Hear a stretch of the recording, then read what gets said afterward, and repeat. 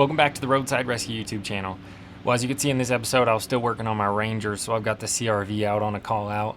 And I'm going to be working on one of my buddy's real nice GMC Sierra. It was parked here with the windows down because the battery completely died the other day. We took this thing up to play disc golf and it died right when we got back home. So time to figure out what's going on with this. I think they said they had done some work to it recently, so let's give it a shot. Okay, well, that worked. Okay, so power now. Yeah, it unlocked.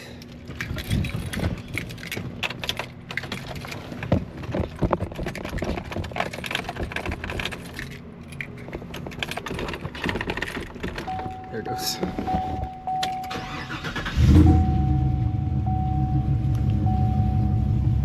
Then what the hell could it be? There's the battery light. That shouldn't be on. Alternator. Alternator. Yep, that alternator. There it goes. Turns off. That took way too long though. Let's test the output on that. Let's see what it's putting out. Probably like barely over 12 volts if that just turned off.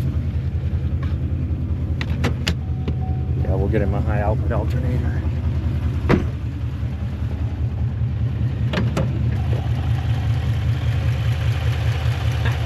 Thanks, Tiny. Right there? Yeah.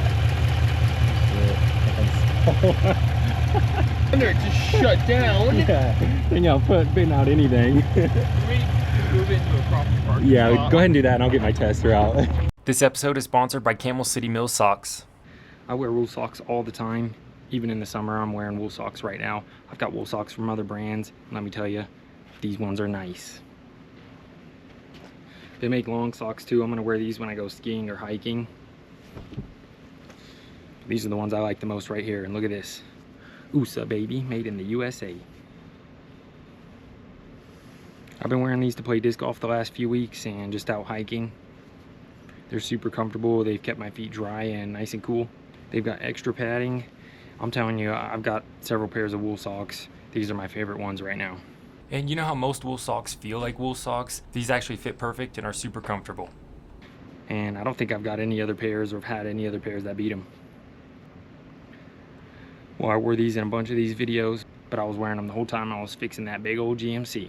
Yeah, I like that they're made in the USA. They fit great, and they actually keep my feet nice and comfortable even in the summer. So if you want some of these, make sure you check out the link in the description and pinned comment for an extra special deal. Back to the video.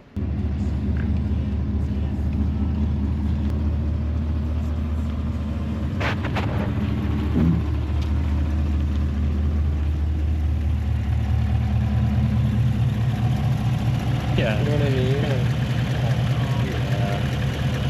Glad it happened here. Yeah, I know, and not up in... And then I went back with the cheap alternator, and the cheap alternator was bad from the box, so I had to go back up there the next day with another alternator.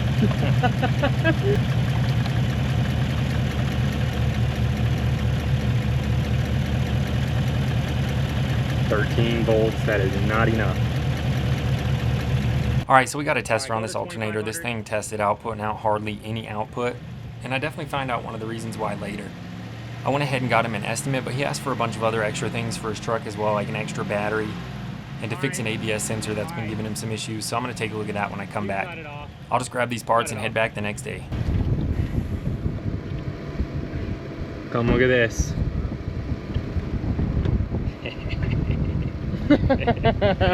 Oh, that's hilarious. Like universal. It's every vehicle. Like what?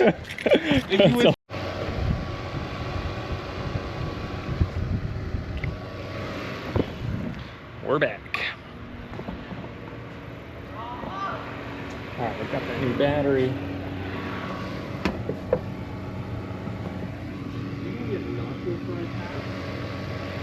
For a free nacho fry every day.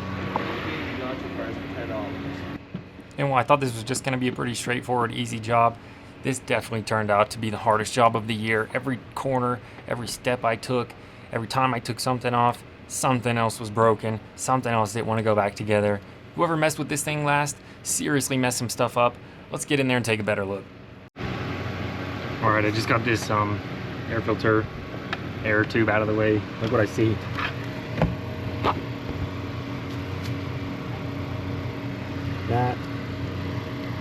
That's broken. All that damage. how many more coils and how much bigger those are than those.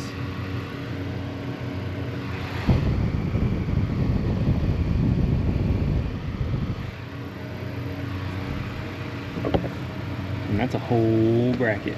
I think that's part of the water pump. That is the water pump. Goodness. No, maybe that bracket ain't part of it. It looks like it is though. No, it's just a bracket. Should probably replace it though. Dang. Alright, well this one wasn't even tightened down all the way, it was just hand tight. That one was tight, over tight, but not too tight. Yeah, I'm guessing they pried on that probably, or did something to get it out instead of like prying on the big flat surface. Yeah. Oh well. But that makes it at least not hand tight. Like I could tighten it down and it wasn't just like cranking the alternator off that bracket, you know. Alright, I lost some of my video files, but the old alternator, when you grabbed the pulley and twisted it, it was almost completely loose as well. So that was a huge issue. I've got this new battery in. You can see it's wired up to this same fuse block, and that went in nice, so it should just be the ABS sensor, but that's going to give me some issues as well. As far as installing the new alternator goes, that went in well, but I'm definitely going to have to replace the bracket. The old alternator was also just broken in a bunch of places, so I'm not sure what happened, if it was dropped or whatnot, but this new one looks nice. It'll work for the time being, but it's going to take a couple days to get that bracket in here. And I've got this new battery grounded down to the motor here.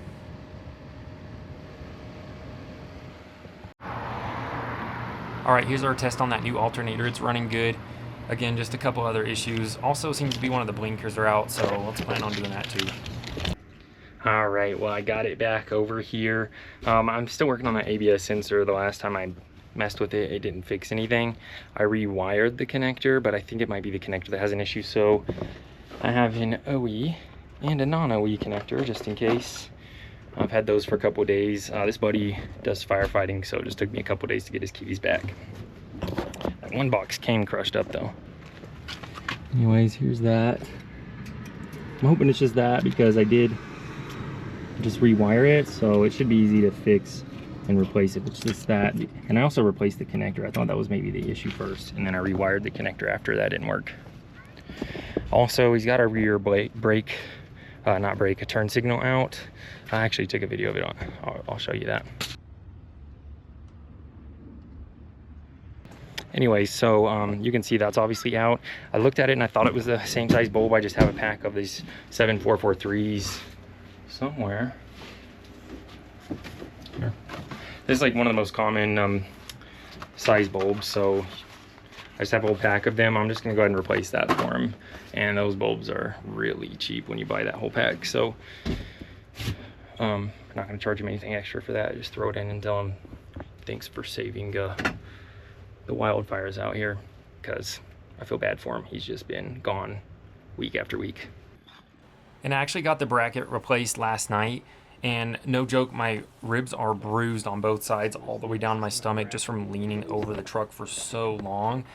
Bro, the AC compressor would not go back in. I fought with that for hours when I thought I was finally done after using an inspection camera, and I'm not joking, hours of wiggling and prying. It was a nightmare. I finally got the bolt in somehow, whatever. And then that stretch belt, of course, I had to fight with that stretch belt for another 45 minutes. I was hoping I could just put the old one on, but even though you're not supposed to do that. Anyways, that broke, then I had to go get a new one, and then I fought with that for like 45 minutes, so I finally put some zip ties on it. If I can get this sensor working, ooh, that would be so nice. This truck would be in perfect shape, and I'll get that brake light replaced, no problem. I'm not even worried about that. Not the right size. I think that's all I need though to get this out, and it's that bulb in there. Oh yeah, I could just barely see it, but I thought it was the 7473. So I keep saying I think that, but I also looked it up and it said it was probably a 7443. Could have been maybe a 7444 though, and I don't know what the difference is. Yep, just 2 screws. Something's burnt, but it might not be the bulb. So I got that connector cleaned up and fixed, and then I rewired the ABS sensor twice, and it turns out one of the ones I replaced it with was, well, it was probably wired backwards from the person who did it. Turns out that first sensor I plugged in burned out, so I had to replace the sensor twice as well.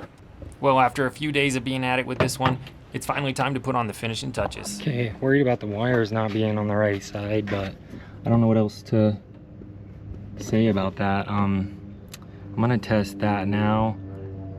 Oh, I could look up a pinout. I guess I could have done that before I did it. I was like, I think they worked at some point. I can't ask him though, but I just went ahead and did what was on there the last time, because I'm assuming whoever replaced the connector last was careful. But that's my other worry. I'm gonna get the pin out and test that before I hook it up. Finally, all right, I've just got done taking this thing on a good test drive, and that code is not coming back. It was that sensor, the connector, everything. That new sensor. I'm just glad to be done. Get this thing out of here.